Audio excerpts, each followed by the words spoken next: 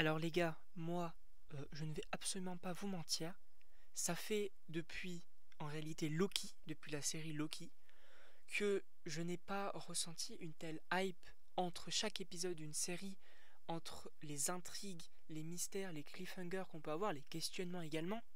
Franchement, ça fait assez longtemps que je n'ai pas ressenti ça devant une série Marvel, et ça fait du bien, en réalité. Mais donc, bonjour à toutes et bonjour à tous, bien sûr. On va donc parler aujourd'hui, présentement, du troisième épisode donc de la série Secret Invasion.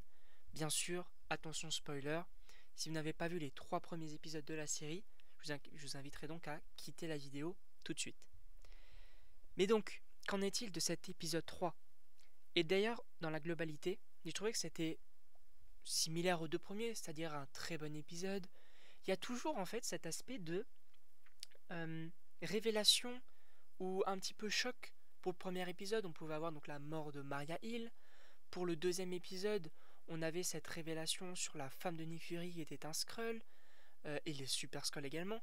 Et là, dans le troisième épisode, on a également cette touche de choc, de questionnement qu'on peut avoir, et ça, j'adore vraiment, puisque dans les autres séries Marvel, on pouvait avoir ce genre de choses vers les derniers épisodes, et pas les premiers comme c'est le cas ici. Et donc, dans l'ensemble, bien sûr, c'est une série pour le moment que j'apprécie beaucoup. À voir sur la fin, qu'on n'ait pas ce petit truc qui nous dit, bah en fait, tout ça pour ça. Ça, ce sera un petit peu ma déception. Mais j'espère vraiment que la série va être très très bonne dans l'ensemble. Mais donc, on commence l'épisode directement avec donc la femme de Nick Fury. Et on apprend donc que celui-ci est au courant que sa femme donc est un Skrull. Ou plutôt est une Skrull. Et en réalité, j'avais le doute de savoir s'il était courant ou pas, mais je savais d'ores et déjà que même s'il savait que c'était une Skrull, elle allait jouer double. Il y allait avoir en fait pas une sorte de trahison, mais il y avait quelque chose derrière ça, c'était obligé. Et donc là, on apprend visiblement qu'elle est au courant, peut-être qu'elle travaille même pour Gravik, pourquoi pas. À voir où est-ce que ça pourrait mener, puisque même sa femme serait donc contre lui, ça pourrait être intéressant, et en réalité elle a de bonnes raisons, puisque c'est un personnage assez intéressant, puisque elle a vécu donc sa vie avec lui, lors de l'éclipse donc elle était extrêmement triste, qu'il ait disparu, etc. pendant 5 ans, et donc quand il est revenu, elle a cru donc qu'ils allaient rebâtir leur relation ensemble, et non, il est parti dans l'espace. Donc c'est très compliqué, il revient seulement maintenant. Donc en réalité on peut comprendre ses agissements, tout comme d'ailleurs les Skrulls. Les Skrulls donc menés par Gravik, on peut bien évidemment les comprendre. Mais donc Gravik, qui a... Alors, lors du rendez-vous entre Gravik et Talos, quand Talos lui enfonce sa fourchette et que lui arrache littéralement sa main de la fourchette, et que on voit qu'il est atteint, oui, qu'il obtient le sérum d'Extremis, oh là là, quel kiff! Quel kiff de voir ça, et quel kiff également de voir des connexions, puisque en réalité le sérum Extremis, c'était principalement du coup dans Iron Man 3, même si on l'a revu très vite fait, même dans Shang-Chi, c'était une petite référence, mais là on l'a véritablement. Et donc également avoir les autres pouvoirs, puisqu'on le sait, il y a donc 3 autres pouvoirs, pour rappel c'est en lien donc avec Groot, avec Cull Obsidian, et avec donc le monstre des glaces, à voir s'il y a d'autres ADN qui vont être récupérés. Mais donc on sait via les trailers que donc Gravik obtient les pouvoirs donc de Groot, donc à voir s'il aurait donc les 4 pouvoirs, pourquoi pas, ça pourrait être intéressant, voire même une référence donc comme je disais dans des autres vidéos, donc au Super Skrull des comics, pourquoi pas. Et donc également au niveau du personnage de Gravik, qui littéralement tue Gaïa, la fille de Talos, qui donc l'a trahi à maintes reprises.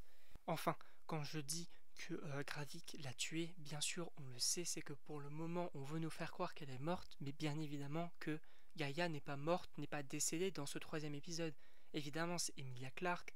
On a d'autres images donc qui ont été dévoilées, donc qu'on la voit donc plus tard dans la série, et même elle aurait signé pour d'autres projets du MCU, donc ça me semble totalement illogique qu'elle soit morte dès l'épisode 3.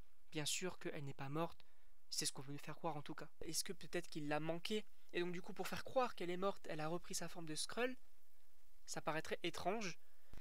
Et également donc on a donc dans cet épisode la relation entre Nick et Talos, que j'ai trouvé en fait que les deux formaient un bon duo, je ne sais pas vous, mais on apprend également donc que Talos, donc plutôt que c'est grâce à Talos et à son équipe que Nick Fury est devenu donc le directeur du Shield à monter les échelons. Et ça j'ai trouvé ça intéressant puisque même si Nick Fury c'est Nick Fury, on le connaît et tout, on pourrait penser donc que c'est grâce à sa réputation, c'est grâce à ses exploits qu'il peut être devenu Nick Fury, et en réalité même lui a besoin d'aide.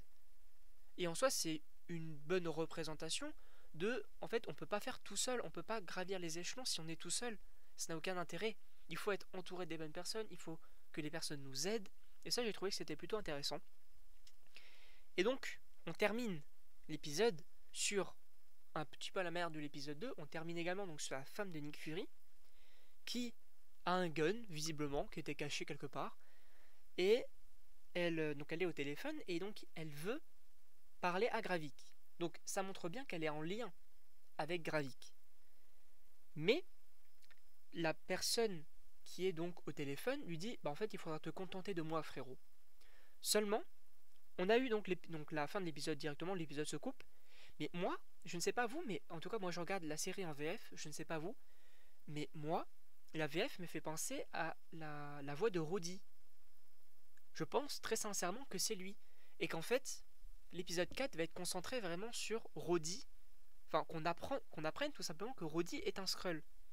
Parce que là, la voix me fait vraiment penser à celle de Rhodey, et je trouverais ça plutôt intéressant en fait de nous dire que c'est possiblement lui, mais sans réellement nous le dire, puisque là, la voix, je veux dire, il y a que la voix, entre guillemets, qu'on entend, on le voit pas réellement.